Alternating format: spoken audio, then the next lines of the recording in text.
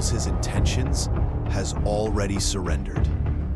In other words, transparency is currency, and you've been giving it away cheaply. Every time you explain your pain, hoping for compassion. Every time you justify your standards to avoid being called difficult. Every time you tell someone where you're going emotionally, you're giving them a map. And maps aren't just for people who want to connect. They're also for people who want to corner you. Not everyone who mirrors your feelings is trying to bond. Some are trying to read, to measure, to plan. Because if they can predict you, they can move you. And if they can move you, they can use you. This isn't always malicious. Sometimes it's subconscious. People gravitate toward what they can control, even if they call it love. And when they've learned your pattern, they test it. They push, they pull, they vanish and reappear, just enough to keep you guessing. And the worst part, you stay. You stay because you want to believe it's real. You were taught to see the good, even while being drained by the bad taste. But here's what no one ever told you. Clarity is not cruelty. Boundaries are not betrayal. And being unreadable, that's protection. You've spent years trying to be understood. Now, it's time to become unpredictable. Not to deceive, but to defend. Because when no one can read you, no one can script you. No one can bait you. No one can play a game you didn't agree to play. This is the hidden machinery behind your suffering. You were trained to believe that vulnerability equals connection. But in the wrong hands, vulnerability is leverage. So what now? You unplug the machine. You stop narrating your healing. You stop giving people the user manual to your heart. You stop believing that exposure equals intimacy. You move with intent. You speak with restraint. You become unreadable, not because you're hiding, but because you finally stopped leaking power. Machiavelli didn't advocate cruelty.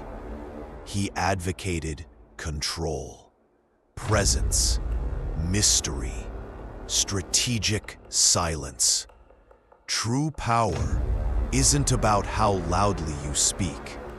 It's about how carefully you are listened to, even when you say nothing. So, let them guess. Let them wonder. Let them say you've changed. And you have, because now you're no longer a pattern. You're no longer a map. You're a storm, shifting, silent, and sovereign. Let's start with the truth. No one dares admit this, but you were trained to betray yourself. Not once, but slowly, incrementally, so subtly that it never looked like betrayal. It looked like love, like loyalty, like being the better person. But it wasn't love. It was erosion. You apologized for your needs. You stayed silent to keep the peace. You made yourself smaller so others could feel safe. And you called it maturity, wisdom, patience. But deep down, something didn't feel right, did it? You kept giving and losing. You kept loving and aching. You kept showing up and becoming invisible in the process. And the world, it clapped for you. It praised you for being understanding, for staying after the apology that never came, for being low maintenance, easy to love, resilient. But what it was really saying was that your pain was convenient, that your boundaries were negotiable, that your silence was useful. And while you wore the mask of strength, inside you were folding. Let's pull off the mask. Let's break down the 3 most destructive mistakes you keep making in the name of being good. Machiavelli didn't warn against cruelty. He warned against naivety. The first mistake, mistaking niceness for strategy. You think being nice keeps you safe, that if you're pleasant, soft-spoken, agreeable, people will treat you with care. But niceness without discernment isn't kindness, it's self-neglect. They don't respect your tone. They respect your limits. And no one respects what they can access at will. You've been taught to be likable. Now, it's time to be unmanipulable. Let your presence be warm, but your availability, that should be earned. The second mistake, oversharing as a form of bonding. You equate openness with connection. You think if you pour out your story, your wounds, your thoughts, they'll understand. They'll protect you. They'll stay. But oversharing too soon isn't intimacy. It's vulnerability without filtration. And what happens when you give someone your full internal map before they've earned the right to hold it? They memorize it, not to navigate you, but to control you. Machiavelli would call this a fatal error. He who exposes his plans gives his enemies the knife. So, the next time you feel the urge to explain everything, don't. Let silence speak for you. Let mystery shield you. And the third mistake, thinking endurance equals loyalty. You've been praised for how long you stay, how much you tolerate, how many chances you give. But staying when nothing changes isn't love, it's self-erasure. You've convinced yourself that your pain proves your devotion. That if you just keep absorbing disappointment, eventually it will stop. But it won't. It only escalates because people don't change when you endure them. They change when they fear losing you. If your loyalty has no line, they'll never stop crossing it. Endurance without reciprocity isn't noble, it's submission.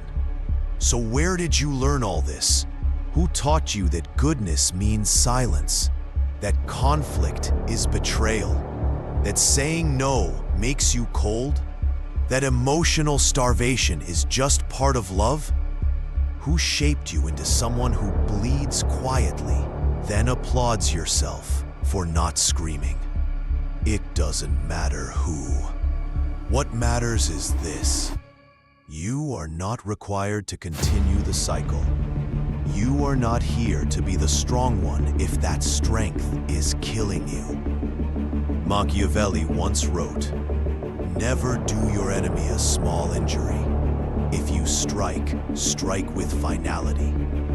In psychological terms, stop making your boundaries polite. Stop forgiving without consequence. Stop teaching people that harming you is reversible. Because here's what they're learning from your tolerance. That your pain is not urgent. That your soul is negotiable. that your silence is approval. So they escalate, they push further, not always out of malice, but because you trained them to. You normalized your own suffering.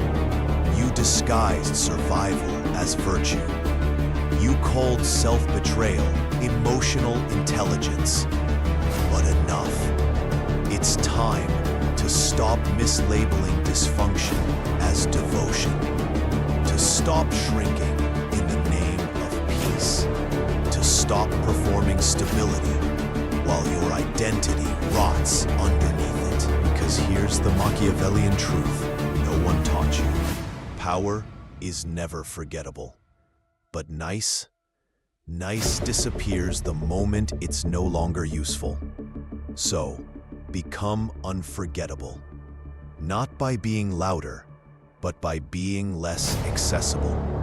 By being less explainable.